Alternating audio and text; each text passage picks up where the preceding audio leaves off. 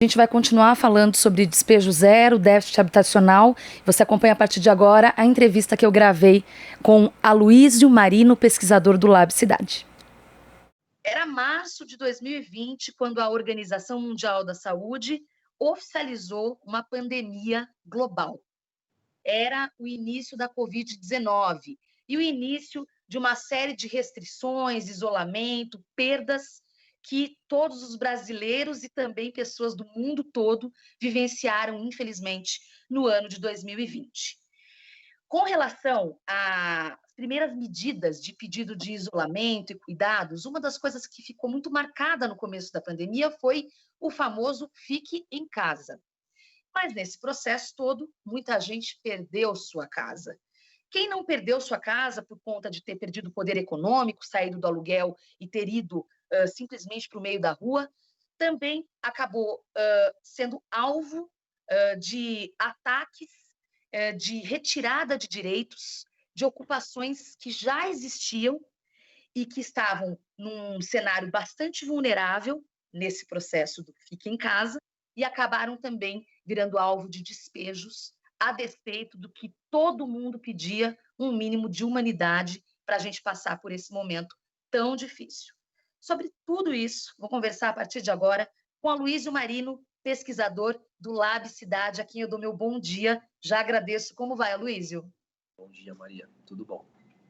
Bom, para a gente começar, então eu acho que seria importante dizer isso, né? Tudo indicava no processo lá inicial da pandemia e essa história do fique em casa, que despejos e remoções naquele momento deveriam ser evitados. E o que a gente viu em vários locais do Brasil, e eu acompanhei muito próximo, situações muito tristes na cidade de São Paulo, foi desocupações, remoções, despejos acontecendo, inclusive ensejando uma campanha nacional do despejo zero. Queria inicialmente que você falasse sobre esse desrespeito com relação a essas pessoas que já vivem numa situação bastante vulnerável.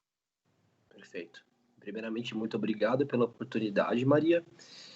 Como você bem disse, né, a primeira orientação, quando é decretada, né, a pandemia, é que as pessoas fiquem em casa, né? Então, para ficar em casa é preciso ter uma casa. E mesmo com as orientações, por exemplo, do CNJ e de outras organizações, remoções e despejos continuaram acontecendo, né? É bom destacar que isso não é uma questão somente da pandemia, isso é estrutural, é da história, né, do nosso país, é da história desse processo de urbanização gentrificador que expulsa as populações pobres, que opera em torno do interesse da propriedade, do interesse do mercado imobiliário, e não entendendo a moradia como um direito, e sim como uma mercadoria. Então, despejos e remoções fazem parte do processo de urbanização do Brasil como um todo e da América Latina também. Mas na pandemia, com essa crise sanitária, com essa crise de saúde, isso se torna ainda mais complicado, né? E a gente verificou, como eu falei, recomendações para que não houvessem despejos, para que não houvessem remoções. A gente verificou também movimentos sociais que já existiam se articulando ainda mais, né? Um exemplo é a campanha Despejo Zero, que articula vários movimentos de moradia em torno dessa bandeira que mais do que nunca defender o óbvio, né? E o que se faz tão necessário, né? Defender o óbvio nesses momentos de trevas, né? Mas infelizmente a gente verificou aí inúmeras remoções ao longo de 2020, milhares de famílias que foram impactadas, foram removidas, foram despejadas. Mas também uma coisa que é importante destacar é que poderia ser pior, né? Essas articulações em torno do despejo zero, as articulações dos movimentos sociais, em torno também do Observatório de Remoções, que é um grupo que se articula no sentido de dar visibilidade a essa questão, que sempre foi invisível, né? Como eu falei, faz parte da história da nossa urbanização, mas a gente não tem estatísticas para dizer ao certo quantas pessoas foram removidas, despejadas, como isso se articula com a própria existência dos territórios periféricos, das favelas, que a história é essa. A gente tem poucos relatos sobre isso, né? Então, o trabalho do Observatório de Remoções vem, nos últimos 10 anos, dando visibilidade. E esses trabalhos fizeram que houvesse um número menor até de remoções. Algumas coisas conseguiram ser evitadas a partir da articulação de movimentos sociais, de pesquisadores engajados, junto com instituições pela garantia de direitos, Defensoria Pública, Ministério Público em alguma medida. Então, houve também uma importância dessas articulações, dessa defesa do direito e da garantia à moradia, para que houvesse minimamente uma redução dos danos causados por essas remoções e por esses despejos, que infelizmente continuaram acontecendo, mesmo no momento de pandemia, que as pessoas precisavam ter uma casa para ficar em casa. Isso que você mencionou, Luiz, é algo que me toca muito, porque, de fato, a pandemia, é o que eu falei, a pandemia não criou o despejo, não criou as desocupações, mas lançou luz, né? De repente, as pessoas começaram, opa, olha, tem gente que não tem casa, né? Principalmente as pessoas de classes mais altas, porque isso acabou ficando, obviamente, mais evidente. A que você atribui, no seu trabalho de pesquisa, enfim, essa dificuldade que muita gente ainda tem de entender a moradia como um direito? O que você acha? Aonde surge essa coisa, né? As pessoas têm um hábito, quem não conhece a articulação de moradia tem hábito de dizer que são aproveitadores, né? A que você atribui isso? Isso está no fundamento do pensamento liberal, né? Se a gente pensa o fundamento liberal, o homem livre é o homem proprietário, né? Então, a gente está no fundamento do pensamento capitalista. Então, a gente iria lá atrás, né? Mas se a gente pega de forma mais simples para explicar isso, a ideia da casa própria é uma ideia introjetada na subjetividade das pessoas. Todo mundo sonha em ter uma casa própria. E isso é ensinado que é o correto. Você precisa comprar a sua casa para ter sua casa própria. A gente não tem nenhum momento na nossa trajetória de formação, a não ser aqueles que procuram uma formação mais crítica, né, que faz aí um contraponto a esse status quo, né? A ideia de que a moradia ela é conquistada a partir da relação comercial, né? Então, isso faz com que, muitas vezes, mesmo nos territórios periféricos, mesmo nas periferias, haja uma ideia de que quem ocupa é um invasor, e que está errado, porque ele não comprou, e eu comprei a minha casa. E tem uma certa razão no lance da conquista, eu acho que não é aqui demonizar, né? Mas acho que a gente precisa, de fato, fazer com que haja um debate mais amplo, e aí tem uma importância muito grande também da mídia, né? Principalmente das mídias mais poderosas, né? De fazer um debate mais aprofundado sobre isso, né? Hoje, por exemplo, se fala muito em racismo estrutural. Falar em racismo estrutural sem falar da questão do território e da moradia é um absurdo. Falar de racismo estrutural como se fosse uma coisa que só começou agora é um outro absurdo, né? É uma questão que é estrutural mesmo. Então, é necessário fazer esse debate mais amplo. Hoje, eu acho que a gente tem uma agenda que vem se abrindo, mas ainda falta muito a gente entender isso dentro do aspecto histórico. A gente não pode entender que essas lutas elas começam só agora, né?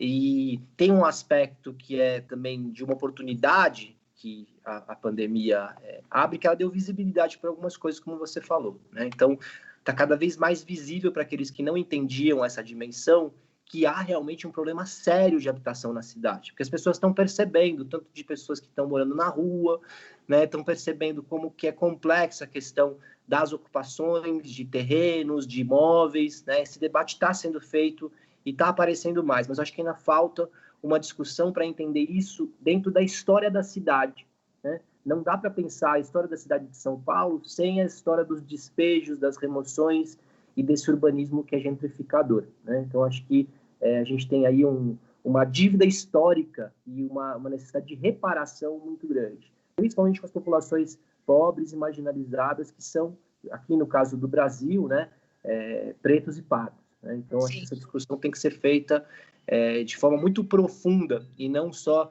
tangenciando uma história que parece que começou agora. Sim, sem dúvida.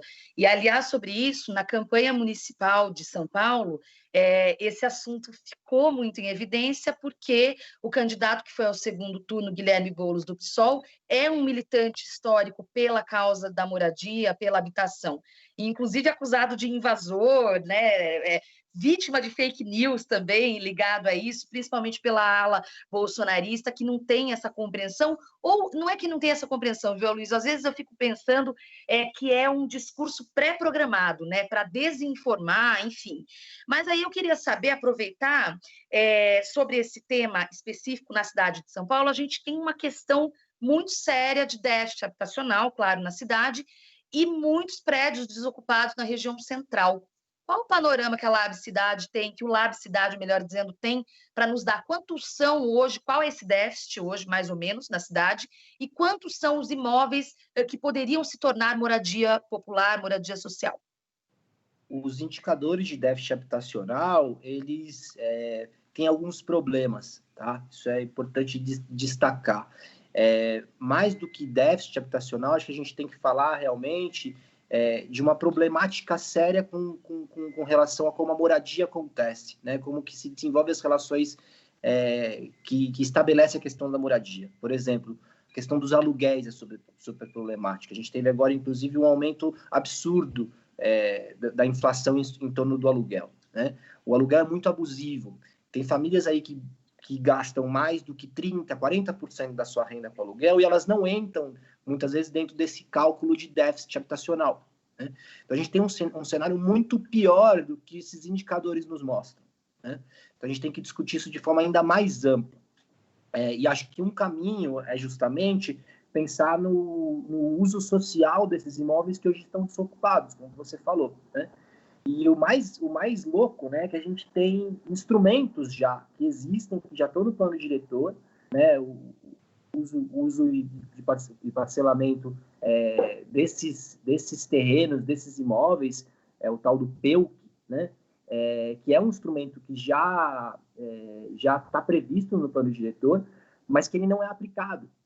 A gente tem vários imóveis que foram notificados, que deveriam, a partir de um tempo, né, esse tempo, se eu não me engano, ele já ocorreu, garantir o uso desses imóveis e muitos deles não aconteceram, né? Então, a gente deveria ter aí um movimento do Estado, no caso aqui do município, de desapropriação desses imóveis e da garantia do uso social, né? E a desapropriação não é você tomar, é você pagar o valor de mercado tirando o que se deve de imposto. Esses imóveis devem muito imposto, né? E é mais uma vez falar o óbvio, né? É que, obviamente, existem interesses contrários contra isso, né? Dos grandes donos de terra, dos especuladores, né? Que obviamente são contra esse tipo de instrumento e são contra esse tipo de política, porque justamente a especulação funciona muito a partir também desses dispositivos de abandono, né? Um abandono programado que desvaloriza uma região para depois ter um investimento que revaloriza, aí os imóveis que valiam certo recurso começam a valer esse recurso multiplicado, né? Então, isso também é uma forma de operação do mercado imobiliário e dos especuladores, né? Que são uma força muito poderosa contra esses instrumentos. Então, eles sempre vão operar nesse campo da subjetividade, de que são invasores, estão contra a propriedade, estão contra, né, quem tem sua casa própria, vai dividir sua casa para os outros. E isso é uma grande bobagem. Só que, numa sociedade capitalista formada a partir dessa máxima da casa própria, como eu falei, que é uma base do pensamento capitalista, ele está introjetado na nossa subjetividade, todo mundo almeja a casa própria, né? E acho que não é nenhuma crítica a isso, mas eles utilizam essa questão que está dentro de cada um de nós de uma forma muito perversa. E acho que é o que você falou mesmo. Não é que não sabem, eles operam isso de uma forma que a famosa fake news antes da internet, isso já existia, né? Essa discussão já existia, né? Nas campanhas históricas da década de 80, 90 do Lula, já existia essa coisa de pessoas que iam na casa dos outros e falavam assim, quantos cômodos tem na sua casa? Porque se o Lula ganhar, ele vai dividir sua casa se tiver cômodo sobrando. Isso acontecia antes da internet. Então, esse tipo de política do medo, ele permanece e é uma das tecnologias que é utilizada, né, para conseguir colocar esse medo da esquerda, esse medo de um comunismo que vai dividir sua casa, sendo que a proposta nunca foi essa, né? E sim de dividir realmente as propriedades que não têm uso. Sim, garantir a função social, né? Enfim. E agora eu queria falar contigo, a gente está começando 2021 e Bruno Covas foi, enfim, eleito, eu falo, foi reeleito, né? Porque ele não era cabeça de chapa, era o vice, mas tornou-se prefeito com a saída do Dória e terá aí à frente mais 4 anos, né? Sabemos também de alguma mudança na Câmara dos Vereadores, de debates previstos ligados ao plano diretor, inclusive, para esse próximo ano, e essa, aspas, renovação da Câmara dos Vereadores é mais ou menos, né? Porque a oposição ganhou cadeiras, mas também a situação, a base governista também. E aí minha pergunta para você como avaliar até onde viemos, né, nesses últimos 4 anos no sentido de políticas habitacionais e quais seriam os principais desafios para 2021? Os últimos 4 anos foram muito marcados por essa lógica que vem cada vez mais dominando o debate da política habitacional e de outras políticas também, que é das PPPs, né, das parcerias público-privadas. Então, esse foi o grande investimento da política municipal e também da política estadual nos últimos anos, né? Então, a partir de parcerias público-privadas, em modelos onde a iniciativa privada toca, né, a construção das habitações no modelo que ela tem retorno financeiro, você tem um provimento habitacional que seria mais ágil, né, por não ter toda essa burocracia que tem os empreendimentos feitos pelo Estado, né? Então, essa foi a principal política e a principal narrativa que se coloca em torno da questão habitacional aqui em São Paulo, né? Particularmente nós, do Labicidade e boa parte também dos movimentos de moradia, são contra esse modelo, porque se você já tem o pressuposto de lucro das empresas, você faz com que tenha um problema, né, nesse tipo de política, né? Porque ele não vai atender realmente quem mais precisa. Porque se você precisa ter o lucro das empresas, o beneficiário final desse tipo de política não vai ser aquele que realmente está ali no maior déficit habitacional, né? Se a gente vai pegar ali, claro, alguém que precisa de habitação, sim, claro, mas não vai pegar ali o todo, né? Quem se habilita para um financiamento, quem se habilita ali para a possibilidade de ascender aquela habitação, não é o que mais está num grau de vulnerabilidade, vamos dizer assim, né? Então, é uma política que realmente não vai atender os mais pobres, né? Isso é fato, né? E, além disso, também, além dessa crítica a essa política que foi muito forte em 2020 e mais atrás, acho que tem uma crítica em geral também para a política de habitação, que é pensar sempre a política habitacional na lógica do produto. A política pública, no geral, sempre na lógica do produto único, uniforme para todo mundo, né? Que é hoje na unidade habitacional na forma apartamento. Sendo que, na verdade, a gente tem diferentes formas de morar, né? Formas compartilhadas de morar, que não necessariamente é uma habitação precária. A lógica do quintal, por exemplo. A lógica do quintal é a lógica do encontro, a lógica do fazer coletivo, de várias famílias que ali se reúnem. Isso se perde totalmente na lógica do produto da unidade habitacional apartamento. Então, não atende a todas essas formas diversas, famílias de núcleo grande, famílias com vários filhos, sobrinhos, né? Então, muitas vezes, tem casos de pessoas que são beneficiadas com um apartamento e que ou alugam ou vendem para voltar para uma condição que elas ali se encontram mais à vontade para viver, né? Então, a gente precisa discutir uma política habitacional também mais diversa, né?